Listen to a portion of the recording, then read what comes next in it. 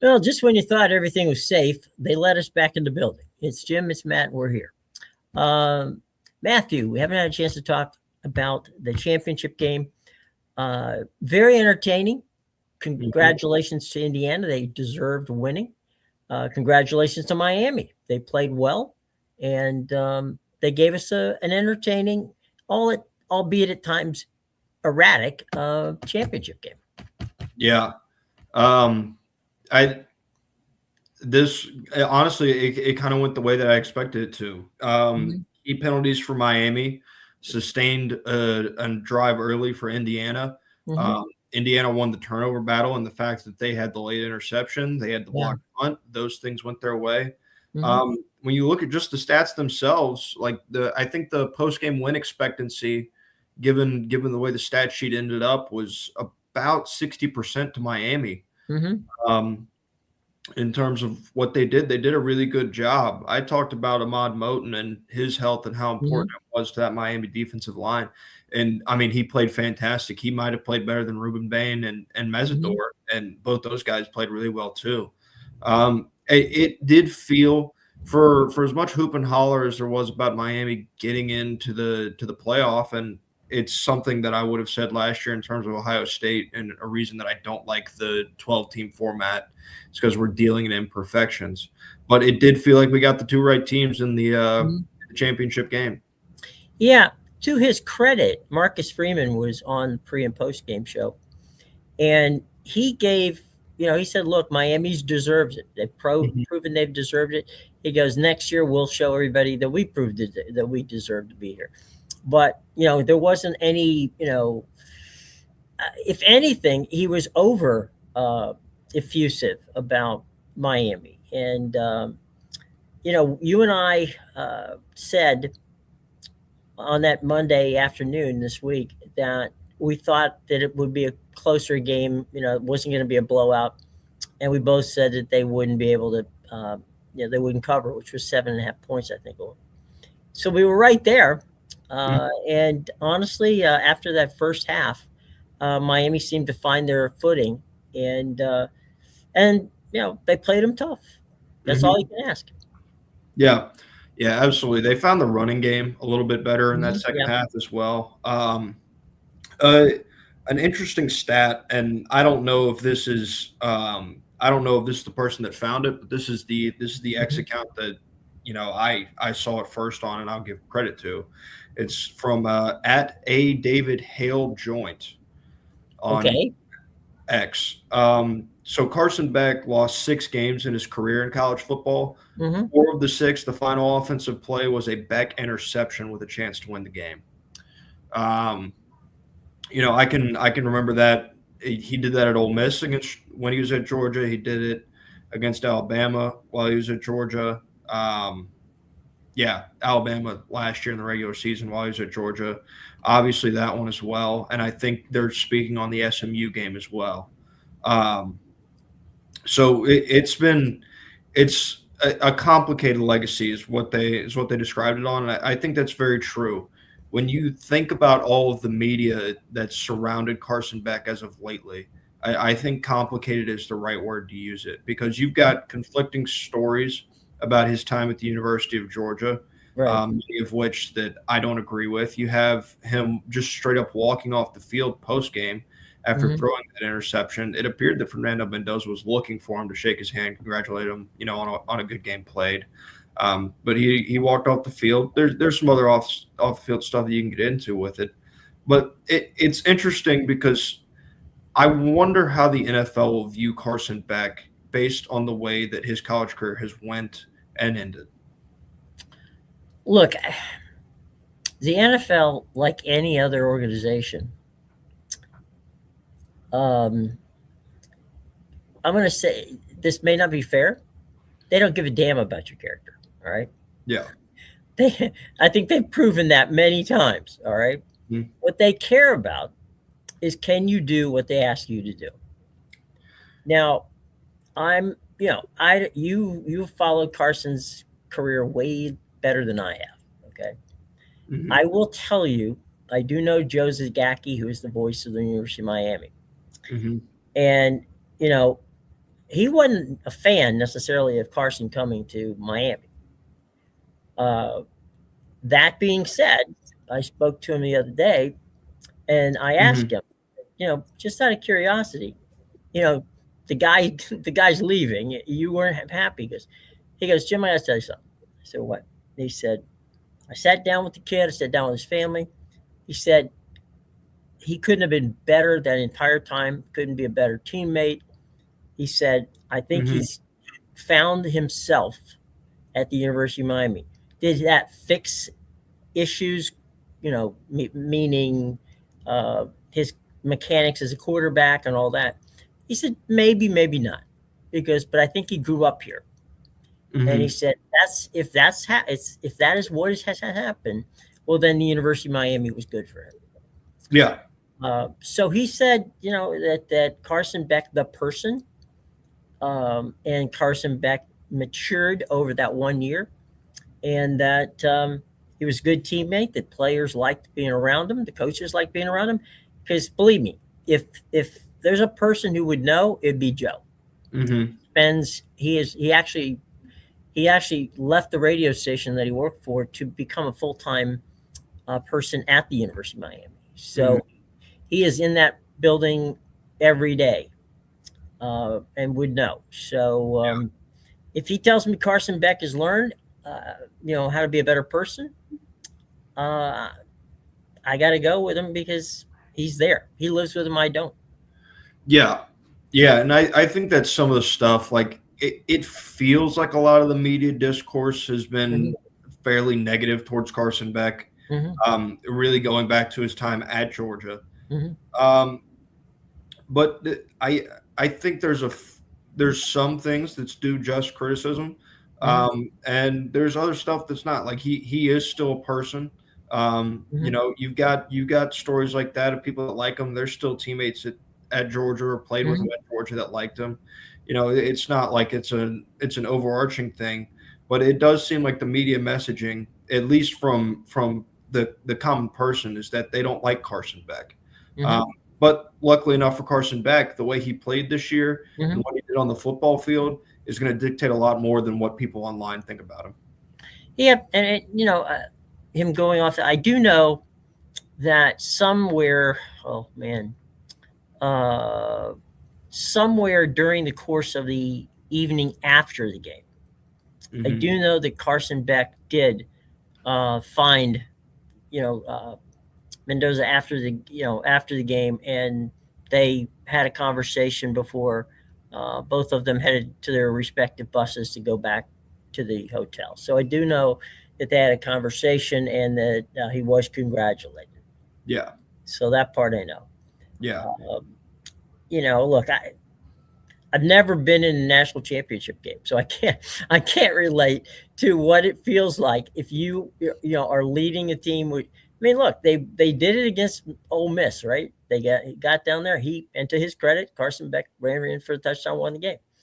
Um, you're driving for a national championship. You think you got it on on the edge, and you make a mistake, and you're the guy that makes a mistake. And so you know, a lot of people handle it a whole different way. I have absolutely no idea how I would handle it. Yeah. And I mean, it's to Carson Beck's credit, the coverage that he was looking at and the coverage that he Mhm. knew he was getting, that was the correct read. Mhm. It appeared to be too high. The cover two just it sunk. And I went through and I watched it. And the explanation for it is that when you have cover two, specifically if you're that cloud flat Mhm. defender, that if you don't have a threat of something coming underneath, which when you Mhm. go back and watch the play is not something that happens. There's not a running back that comes out in the flat. Tight end doesn't run a drag over that way. Right. There's nothing coming across to that end of the field. It's just that go ball. Then Mhm. as the defender and as that cloud flat, you are Mhm. taught to sink on that ball. Right. So he threw what he thought was going to be the correct football. Mhm. Obviously, it turned out not being because those Indiana DBs have been coached well. Like Mhm. that's what we talked about or I've talked Mhm. about at least over and over and over again, is how well coached Prepared they the were. Indiana football team, how prepared they were in this football team. And in that moment, they did the mechanically sound thing in the way you're Mhm. supposed to play that when you don't have that underneath threat. And he sunk on it and he made the winning play. So I think it's twofold. I think Carson Beck knew what he was looking at. I think he thought it was the right throw. I think, to be honest with you, a lot of quarterbacks in that same situation would probably think it's the right throw as well. But for that credit, you also have to give the just credit to Indiana and their defense and the way they've coached them, because they were in the right spot at the right time because of what they had done throughout the week. Matt, for years I've said to people, whether it's baseball, football, basketball, it doesn't matter. They'll say so-and-so made this big mistake, bad pitch, right? And so, sometimes you can make the pitch you want and they'll still hit it out of the park.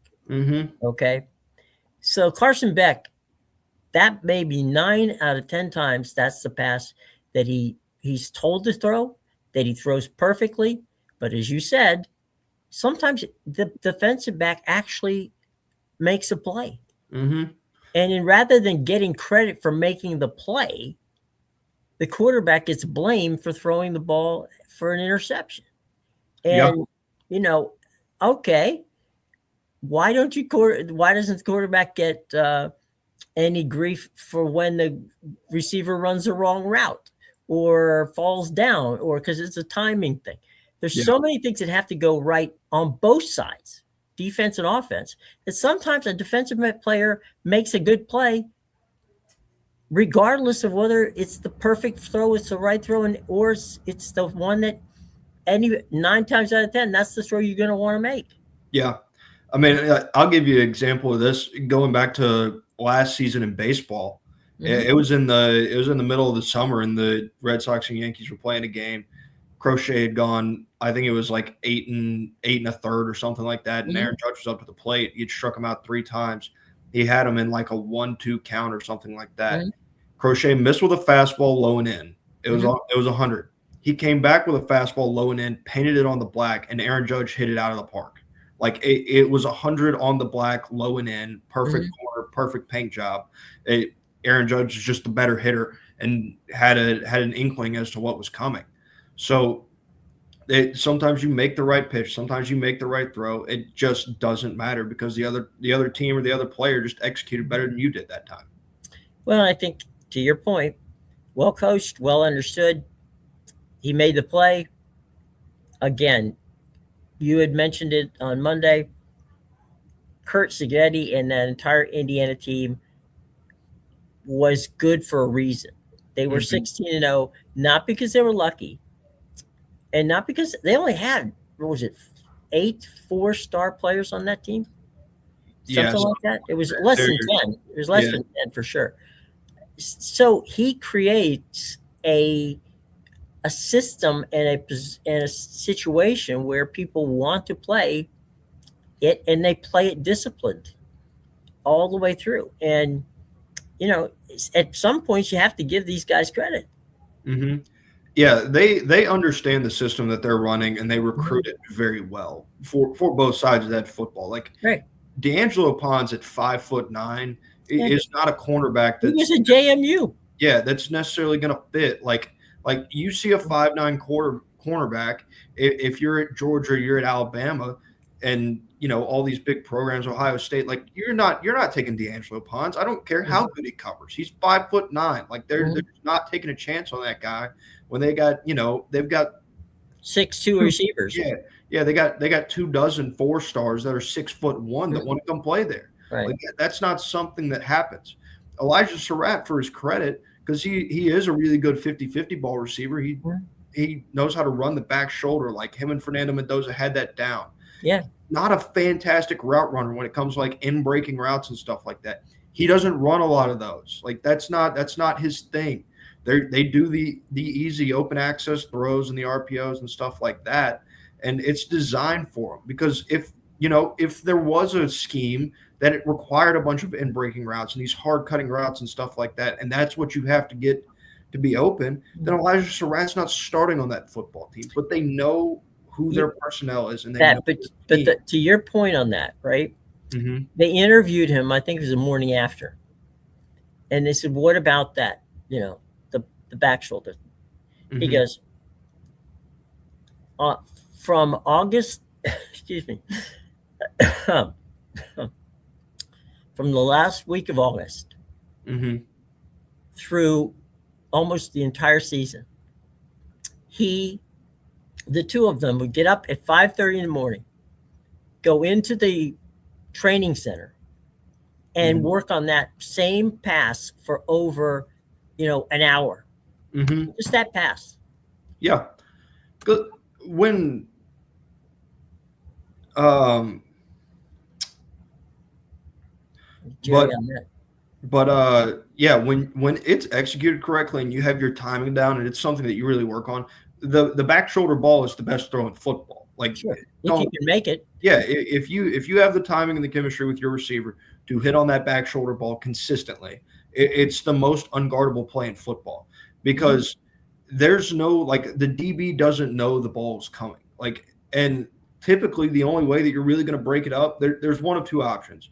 You can interfere with the receiver and have it not be called, or you And can make pray. a or you can make a punch through the hands and Mhm. hope that you knock it out. But you're taking like a puncher's chance on that football when Mhm. it's thrown. So between Surratt and Becker, like they both have that back shoulder ball down. Becker may have it down better than Surratt does. I Mhm. mean, what he did was fantastic as well. So again, that comes down to the hard work and the coaching because that's something that they teach, and it doesn't matter how long and how physical those Miami DBs were, they were still making those plays. Mhm. Let's down again. Credit to Indiana. We'll see how they go next year. There's no reason to believe they're going away. Hmm.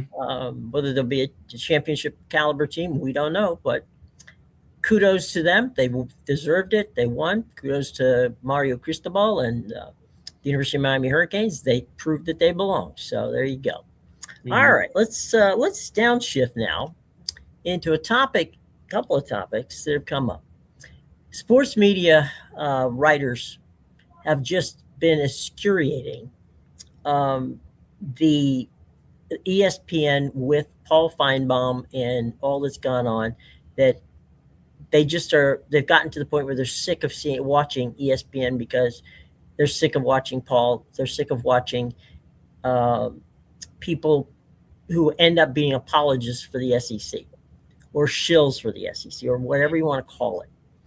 Now, as someone who's been on both sides, from the actual sports media side of writing it and on the other side of actually putting the shows together, I think more than anything, it's not the SEC's fault. It's the people who are delivering that information. I'm tired. I personally am tired of Paul Feinbaum. Hmm. Now, I got no beef with Paul. We've always had a good relationship. But Paul has stepped out of what he used to be and has become a personality. Instead of being, he was a brilliant writer, Hmm. and then he became an institution in Birmingham, Alabama, doing an afternoon talk show, which he was basically the voice of the University of Alabama from a standpoint of every day. Um, and ESPN elevated him. Good for him. Good for them. Mainly for the SEC network.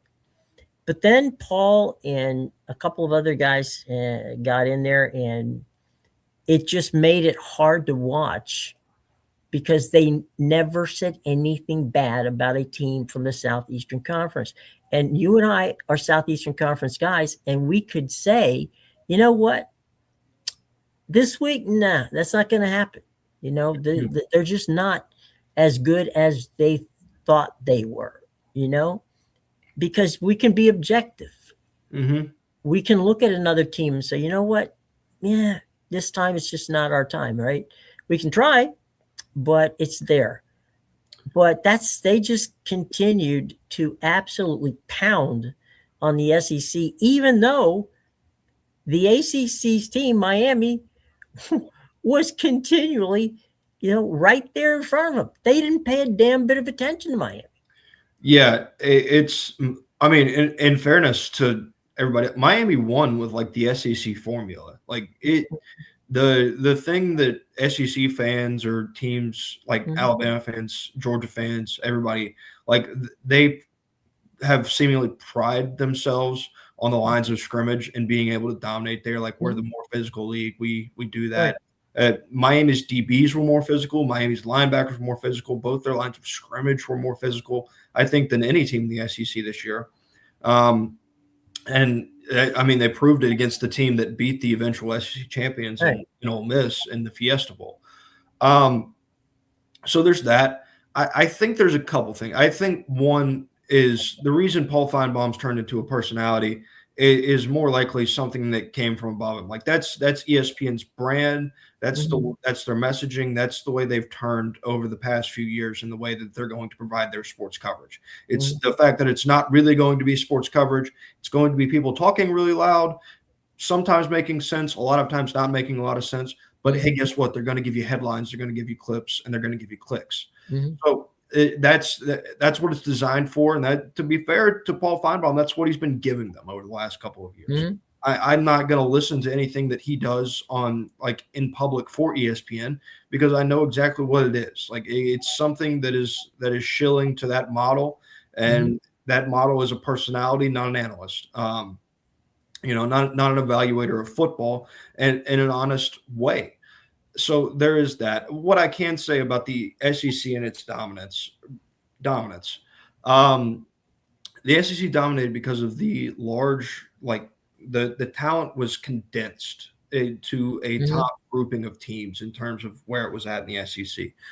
That's no longer the case at the SEC. Like, you look at Georgia and Alabama, and these teams, they're spread a little more thin now. Like, injuries affect them more now, instead of being able to rotate these five Mhm. stars in, because now NIL has spread out the talent. Now guys are going to Texas Tech, they're going to Oregon, they're going to USC, they're going and they're getting their opportunities quicker, and more often than they would sitting on the bench at some other place, and Mhm. that's fine. But you know, it's not a matter of the SEC not being. I still think the SEC is the most talented league by all the recruiting websites. Mhm. It seems that is still the case. But what has been said about the conferences and the way the Big Ten is, I guess, kind of designed, and the way the teams are right now, is that there's a strong concentration at the top for the Big Ten, and it pretty much falls off after that top grouping of teams. Whereas in the SEC, it feels like you have more of that meddling pack, and that's being proven now. Granted, it has yet to be proven, because the draft isn't until April. But the way things are trending in these mock drafts and the way that people are drawing them up, is that seems to be following trend in the NFL as well. You look at those top 10 picks, there's not a lot of SEC in those top 10 picks. But Mhm. then you go from outside the top 10 really through 30, Mhm. then you start getting a lot more of the sprinkling of the SEC players in a much more congested version of the SEC there in those back half of the first round.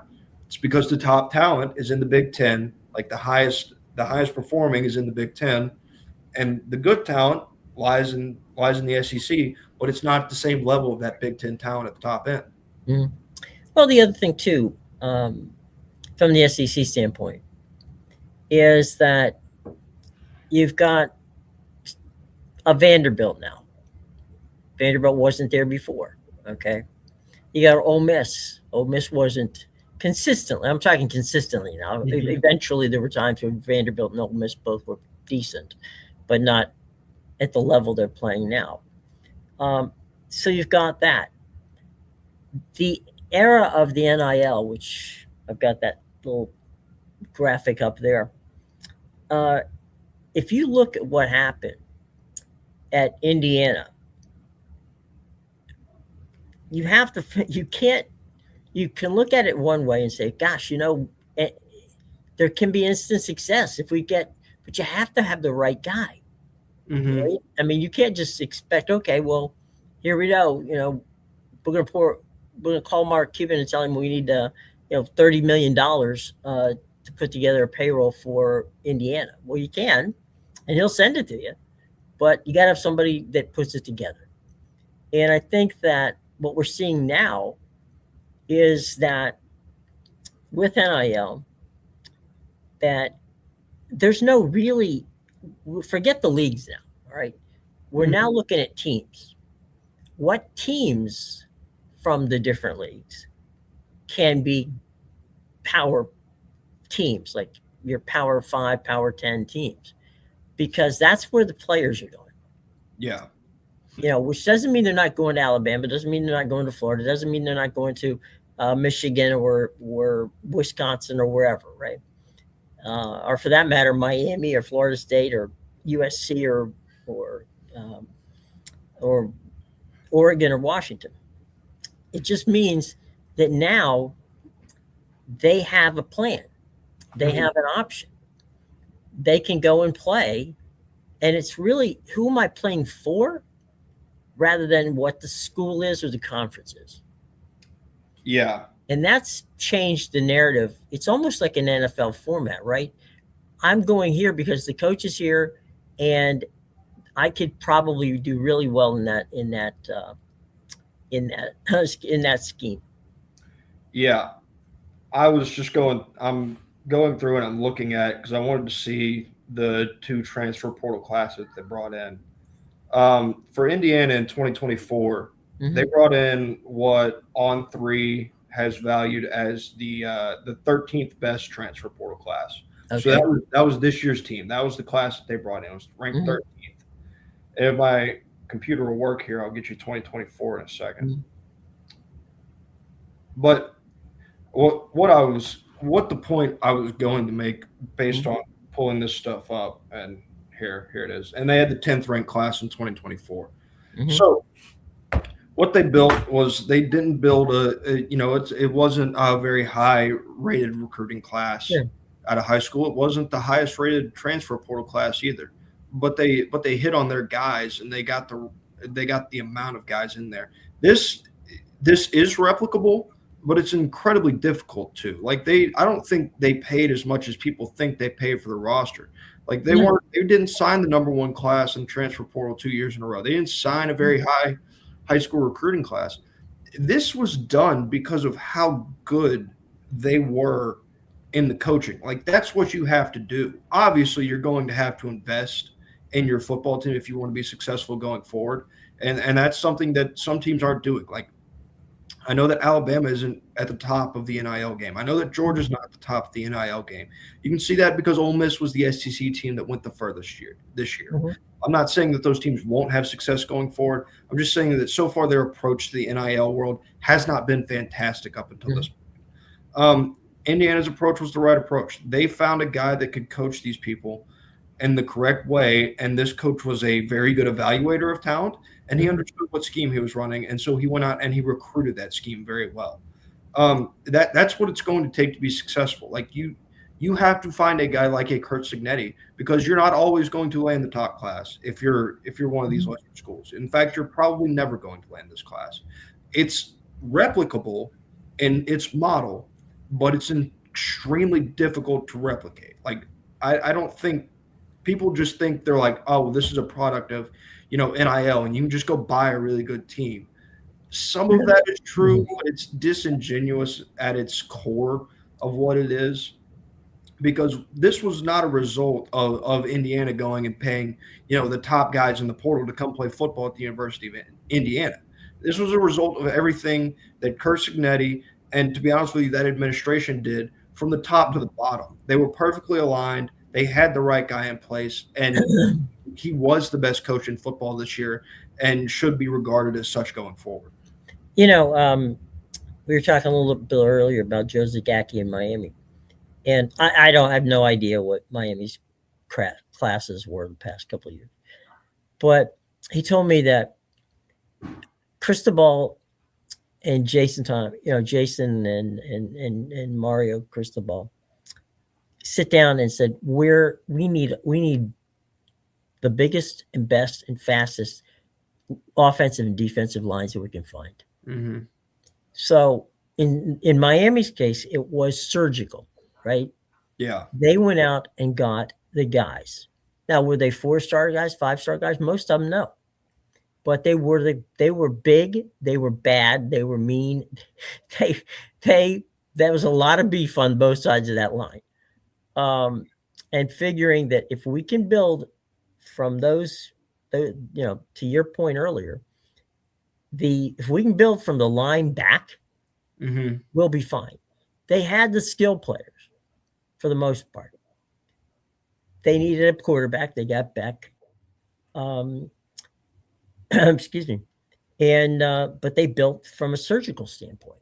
So I'm not so sure anymore whether these recruiting classes mean anything. Yeah, and so they did it. What I will give them credit for is they've done it like those. I can't speak to the defensive line. I'm actually trying to find it right now to see if they had these guys transfer in. Because I can't remember if Akeem Mesidor, yes, he committed to Miami in 2022. Maui Noah, their right tackle, committed to them out of high school. Like they built their trenches seemingly through high school recruiting, and to their credit, they've built the trenches through the high school recruiting, and then seemingly through the model. Quarterback has been interchangeable. Like they seem okay going out in the transfer portal and trying to land the best possible prospect they can at quarterback, and hoping that 1 to 2 years of that prospect turns out to be better than what they could try and recruit and develop out of high school. Like I think they feel like their recruiting resources in terms of their high school is better served on the trenches, and it's paid off. Mesidor was a commit. Inez Cooper was a commit. Samson Okunloa was an original commit. I know their center Brockermeyer came from Alabama. I think that might be their only transfer offensive lineman, and he transferred after his freshman season at Alabama State, been there for a while as well. So they built their trenches more seemingly through Recruiting and talent retention rather than going into the portal and trying to land the best edge rusher and piece a group like that together and try to land the best tackle and piece that group together. That wasn't the way that they did it, but they did do that on their skill positions and their quarterback. And to be fair, it's what's worked. Like it's been a winning formula for Miami, and it's one honestly that I could see other people following because because those are the positions that seem to move the most often. Like the QBs and the receivers and the running backs, they're the positions of high value. They're the ones that are the flashiest. They seem to be the ones that move the most. DBs as well, and those line guys, man. I feel like if you recruit them really hard out of high school, and you actually truly like pour in the resources to them that they're worthy of, then they're going to stay and they're going to develop where they are. Because to be honest with you, I think it's more advantageous for linemen to stay in one place and learn under one system. Well, I think the other thing too is there's something about. We're talking in this specific case about Miami. Mario Cristobal was an offensive lineman, and I think you got Jason Taylor around. You got the guys that he has around him, and former Miami players that he has around him. They know they're going to learn a lot about offensive line and defensive line from those guys. Okay? So if you want, there are different places to go to get quarterbacks. Dan Lanning seems to be one of those guys who is great at finding quarterbacks. So the University of Miami is now, that's good for them. They find their offensive linemen, they keep them. Like you said, they get them out of high school, and what they don't, they supplement it. There was a funny bit, I don't know if you caught it, last week when they're in the run up to the championship game. We're going back to Carson Beck for just a second, because you were talking a little bit about quarterbacks don't seem to care where they go. They may change schools 2 or 3 times. So one reporter, and I don't know who it was from, I can't give them credit, but or blame, depending on how you look at this, asked Carson Beck if all of this, all the playoff situations, all the time they spent practice and all that has interfered with his schoolwork. It's a fair question. And Beck looked at the guy and laughed. He goes, I graduated and I'm almost finished with my master's. So no, I'm fine. And you think about it and you're like, these guys are 23 and 24 years old. They've long since passed the graduation to school. Hell, half of these guys, when they come to the other school, have graduated from some other school. Yeah, a report came out today that Trinidad Chambliss is expected to get I believe it was a TRO on the NCAA because he's suing them. in order to be able to play next year. It would be his 6th year. His application, from my understanding of it, is really like he's applying essentially to have a medical red shirt from his time Right. back in, I Right. believe, JUCO or D2. So I he's think it was D2. it was D2. But he's applying for medical redshirt when he really wasn't redshirted for medical reasons. Like you can go back and there may be some vagueness around Right. like he may have had something. But stuff like that, and granted, it's more of a problem in college basketball right now. But the Congress or some entity does, like government, I think, does have to come in and allow the NCAA to enforce their rules. Because to a certain extent, some of this eligibility stuff has to be like nixed. Like TJ Finley is going to, I think, like his 7th school in 7 years right now. Like there are some guys that are just riding this out, trying to get their last NIL check because they know there's not a professional future for them. And the same can be said for NCAA basketball right now. The Alabama just got a TRO for their former center, Bediako, I believe, Charles Bediako, to come back and play basketball for them. Like he was at Alabama. He declared for the draft. He stayed in the draft. He's on a G League team right now. Like he signed a G League team, but he went back to Alabama. This isn't the first time this happened. Baylor took a guy from the NBA. What's it called? Louisville, I think, started it with their G League Ignite team. They signed a guy from that team.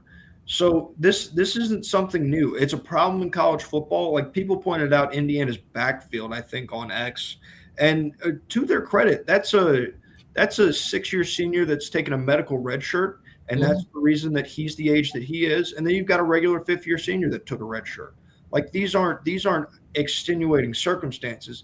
Guys like Carson Beck, though, guys like Trinidad Chambliss, some of these guys that are taking these years, and Beck's less of it because he had medical and he had a legit, yeah. But man, there are guys getting 7th, 8th years of eligibility that should have long been out of football, but they're allowed to manipulate the rules because what's the NCAA going to do? Nothing. Because if they do something and try to enforce, guess what you can do? You can sue them and you get a TRO and you get a continuance and allowance to play in the next season. Well, the other thing too is I don't understand how the schools, because I've seen these red shirt papers, right? They are written in the absolute, it's used in the legal profession.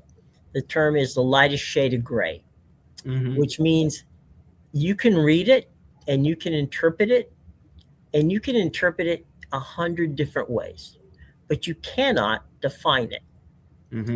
And so if you can't define it, you can't argue it. And that's the problem they're having, because every red shirt has to do with one of two things. You either are injured or there is an extenuating circumstance that has to do with your family. That's it. There's only 2 reasons you can do red shirt. Yeah.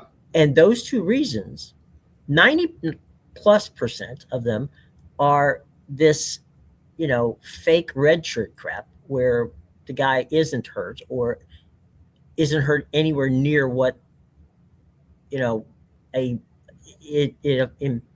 implies on the red shirt application. And that's because I've never seen anybody in red shirt where there's been a doctor's, order that has been written to that. And that's where the HIPAA laws go in. I can say I've got a sprained I hurt my ankle and I tore something. Okay. Unless I release those medical records to you, there's no way you're going to know that. Yeah.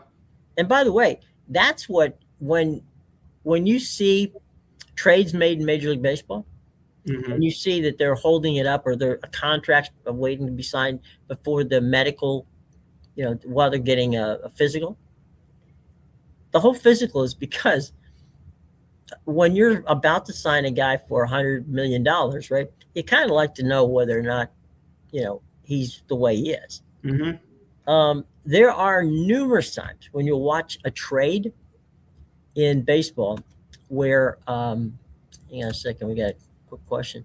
Amount of money graduating mix after you.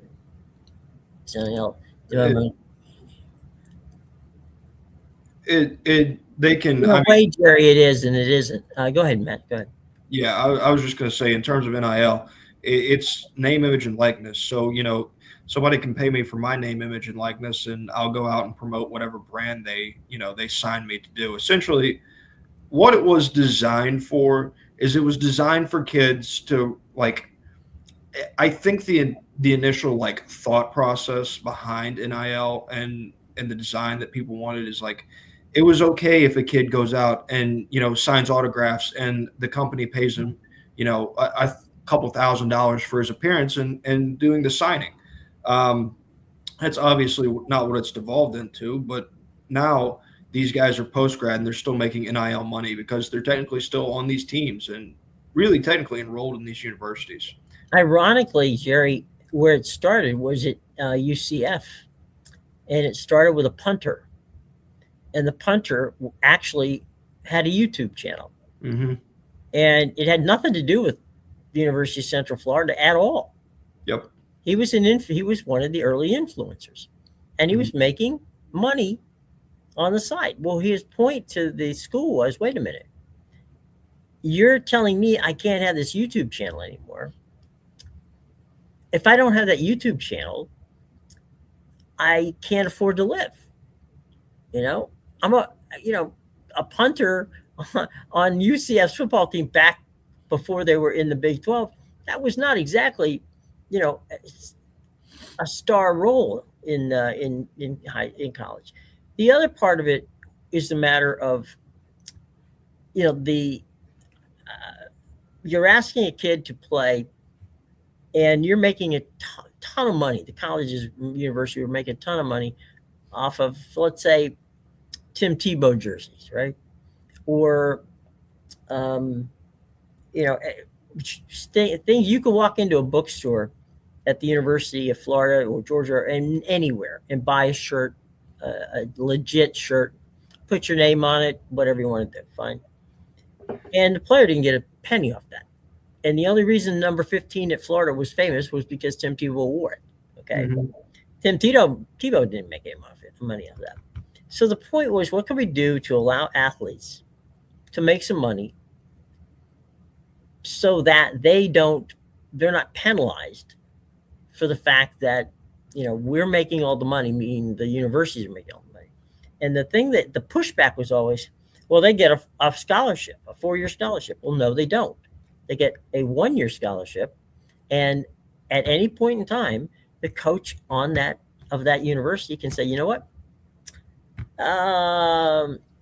year 2, you're not getting a scholarship. I've got another guy, I'm bringing him in. Yep. Okay. We recruited over you.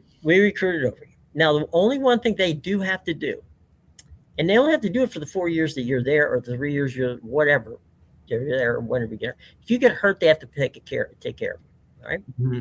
Only till you graduate or your 4 years are up. Yeah. Once that goes, you don't even have that. Mm-hmm. So the NIL was, in spirit, the NIL was a good thing. What it has evolved into is a totally different thing. Yeah. So you've got Arch Manning now doing Warby Parker commercials. Mm-hmm. You've got the lovely gymnast from LSU. Olivia Dunn. Olivia Dunn, thank you. Olivia Dunn doing the Nori commercials for the sweatpants and the outerwear. Good for her. I mean, yeah. That's fantastic that she does it. But then to your point, then you get the local guys. We've got buddies here that's the insurance guy who supports us, and it's a good dude. If he wants to say, you know what, one of the guys on the team needs a little money. In the old days, it would be under the table. Mm-hmm. Now it's okay. You can give him the money. Yeah. Right? And so in one way, the NIL has worked well, mm-hmm. but like everything else that we seem to have in sports, it can be abused. Yeah. And so you also have NIL also is separate from the $20.1 million that Congress has given is okayed for the universities to pay. So which adversities are not adhering to, by the way. Like that's true. I'm just yeah, saying they're just that was the, yeah, if you want to call it a cap, you can call it a cap. yeah. But that was it. And so I think the curious thing to me is I was very much pro NIL when it came out because okay, look, I've seen these kids, Mhm. and I do understand, and I understand why they need money. And if Mhm. you can do that and you can hustle and you can go out and get a side hustle and make money on it, thank God, good for you. And it also brings the fact of in the old days that they would find ways to get you money. Mhm. Okay. And then, people would get in trouble for it and boosters would get in trouble for it. And it wasn't a good thing. But now, just like everything else, we tend to abuse it. And in its normal, in its truest form, it's a good thing. But unfortunately, we're not seeing it in its truest form. Yeah, I think it's so. This is the example I'll give to why NIL should have been a thing. Like kids should be allowed to have YouTube channels. That punter you were talking about has 6.5 million YouTube subscribers. Mm-hmm. There's a guy who does YouTube golf. He's now like the face of one of the biggest YouTube golf brands out there. He forewent his ability to play college golf in order to pursue YouTube. Like those are things that happen. Todd Gurley, I remember when he was at Georgia, the Mm-hmm. top selling jersey when you walked into that UGA bookstore was a red jersey with the Power G on it and it had a big old block number 3 on it. That was the best selling jersey. The same Mm-hmm. goes for 27 when Nick Chubb played there. Mm-hmm. And you got Todd Gurley who self-reported, making a couple $100s off of doing an autograph signing, and he gets suspended 4 football games. Like that, Mm-hmm. that's not right. The university shouldn't be, making money off that number because, well, it's just a number. It doesn't have his name on it. Yeah, but one guy made that number. Right. It's like saying, yeah, we don't know how number 34 at the University of Georgia got popular, but damn it, they sell. So there's that side of things, but then there's also, and I would like to emphasize, like I'm very for NIL. I think NIL is a good thing when it is executed properly because I think it is for the betterment of the players. And what the NCAA was getting away with for a very long time was not right. But what I can also tell you is that I think there's a backside of this NIL, or not think, there is a backside to this NIL stuff that has hurt a lot of players in a way that I don't think they really expected it to. Like there's a reason that regulation is in place, needs to be put in place, because some of these guys are, I'm going to say hurting themselves, but it's not really their fault. Like these are still, for the most part, 18 to 21-year-olds, fairly impressionable kids. If your Uncle Lou from down the street is telling you, hey, man, I got a call, they're going to offer you this much money to go play at this university. Mm-hmm. Just go ahead and enter your name in the portal because, like you're not allowed to have, like these universities, they can't have direct contact with the player. But obviously there's back channels they can work through to get their offers to these kids eventually.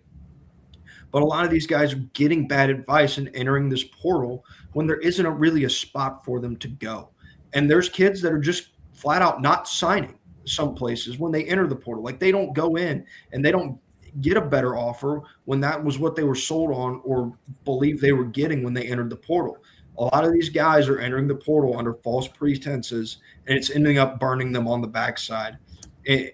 And what ends up being potentially a bad career move. Maybe you go from a place where you have a future starting spot and you have an NFL future and you're probably going to get developed, and you enter the portal because you think so-and-so is going to pay you this much NIL money and you're going to get a starting spot there. Then you enter the portal. Turns out that was all for naught.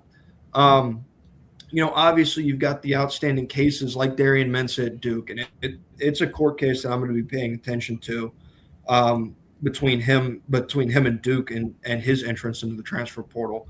Because I think that was really the one that's going to set the precedent. I think everybody thought Damon Williams at Washington was going to do that. He went back to school. That ended up not being anything. But this Darian Mensah one is one that I think is going to be a big determining factor as things currently stand in the way college sports will be treated going forward, because it's going to reset precedent. And if it does not go Duke's way, which I don't anticipate going Duke's way, this case itself might be enough to get some higher powers involved in college athletics. Yeah, and I think the other part of the equation is that I've actually had some kids come to me and say, "What they're in high school, and they say I'm getting ready to go to college. They're incredibly talented athletes. Some are Mhm. football, some are other sports." And I said, "Look, if I have any advice for you at all, you need to do two things. First, you need to hire an attorney, and Mhm. secondly, you need to hire an accountant. Mhm. Why the attorney? Because there's going to be a lot of paperwork here, and you need to keep yourself protected. Mhm. The accountant, because if you are good enough to make NIL money or to even get paid by the university or whatever, that has to be accounted for. It has to be taxes has to be paid on it. You have to play the game right. So, you know, and if I had a third thing, um, I would I would ask them to, if nothing else, take courses in communications to become better public speakers. Mhm. Because I was telling them, look, the real thing here is you need to, and this is not for forget the interview part of it. Okay, talking about the interview with the press, that'll take care of itself. When you meet with these people who recruit you, Mhm. they're looking at whether or not you can not only understand and are smart enough to understand what a playbook is and what that is, but you're also representing their university. So the better you can be, the, the more well spoken you can be, I guess would be the best way of putting it, the better off you are. Mhm. And if you have the attorney, if you have the accountant, you're you're at least putting yourself in position not to get in trouble. Mhm.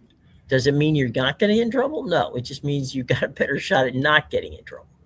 But that's I mean, we're going all the way back when we talk about the pre. You're talking about Nick Chubb's jersey and all that. We're going all the way back to the Chris Webber thing where he talked about going into a sandwich shop around the corner from the bookstore at the University of Michigan and pulling out $5, and he had a sandwich and a bag of chips and a soda, and the guy says that'll be $5.40, right? Mhm. Whatever it was over $5 wasn't even dollar over $5. And he says, well, I'm gonna have to put the chips back. And he goes, nah, don't worry about it. I'll let he knew him. He said, hey, Chris, don't worry about it. He goes, no, I'm not gonna get kicked out of school for a 29-cent bag of Doritos, right? Yeah. So he takes his sandwich and his soda and he walks out the door, and he looks directly in the University of Michigan window at their bookstore, and there's number 5 jersey for $89 staring him in the face. Mhm. So, he's sitting there eating a sandwich and a drink, not not chips, because couldn't afford it, because Michigan's selling his jerseys. Mhm.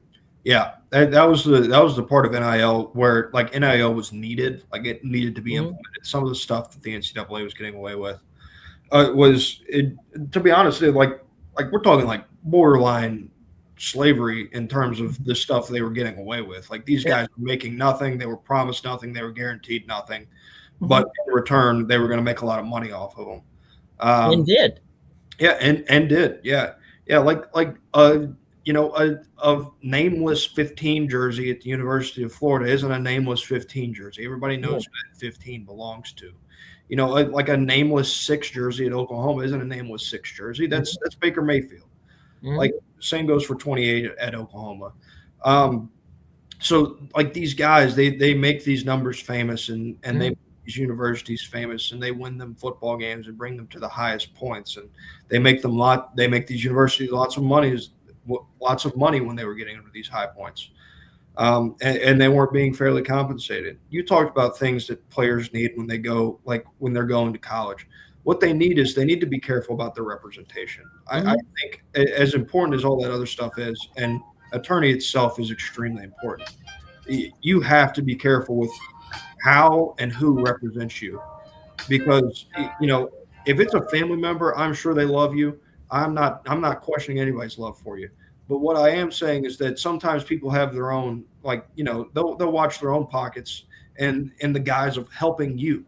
So there's a bunch of guys that are led down bad paths because they have bad representation or an agent.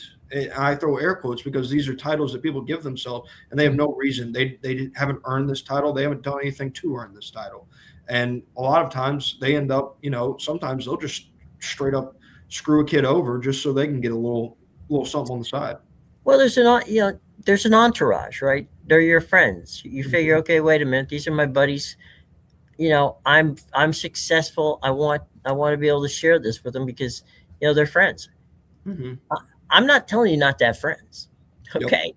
I'm telling you don't have your friends as your agent, okay, Yep. or as your representative, or for that matter, family members. Mm-hmm. And I don't mean that your mother is a nice person or your father isn't a nice person. It has nothing to do with it, okay? Yep. You had mentioned there was that whole thing about Cam Newton's dad running around telling Auburn he'll come play there for $250,000. Okay, Mm-hmm. that was never found as to be true, but it sure made the rounds. Mm-hmm. It didn't make things any easier on Cam. No. From that standpoint. So it's unfortunate, but you just have to really calm down and understand that going to college as an athlete now is a business. And Yep. if you do not treat it as a business, you wouldn't, if you graduated from college and realized, okay, I'm getting my first job, you would want to open a bank account. You'd want to find somebody who could help you with your money so that, that you're not, you're doing the right thing. Maybe starting a 401k when you're right out of school, right? So that, 50 years from now, you can retire comfortably on the beach if you want. That's where, that sort of thing. But as an athlete and wanting to play in college sports, man, it's a whole new ball game, and you've got to protect yourself because you're the only one who can. Yeah. I mean, these guys, they're pretty much like if they go into this and they don't approach it as a business, they might as well be a zebra in the African desert. Like, you leave your home to go get a drink of water. Guess what? There's lions lurking in the tall grass. Like these guys are sitting there waiting. These business people, they'll eat you alive if they get the opportunity to. And you're not really allowed to have an agent, so that makes it even more important to have. You can have an attorney. Yeah, you have like, I think the guys is like representation now, because like a lot of guys are quote unquote represented by Drew Rosenhaus and his agency. Drew was the genius that came up with. He identified 4 attorneys in Miami who he went to college with. And those 4 attorneys went out and became the quote unquote intermediaries, as you say, representatives. They're not agents. Nope. They're attorneys. Yep. But they feed into, I mean, Scott Boras is the same situation with baseball. Yeah. And Scott couldn't talk to Bryce Harper when Bryce was in high school or college. But Jeff Daniels, not the actor, but one of the men from, Scott's company, as an attorney, could be an attorney to Bryce, and Bryce is his family. And he could advise him every possible way he wanted to. And that's how it worked. And once Bryce graduated from this thing at Southern Nevada School, which was a junior college school they went to because they played in a league that had wooden bats instead of aluminum bats. Then he could get drafted, and once he got drafted, he could get Scott Boras signed up. But it wasn't that Scott didn't have some sort of conversation with the family. Yeah, he just did it through a conduit. So there you go, boys and girls.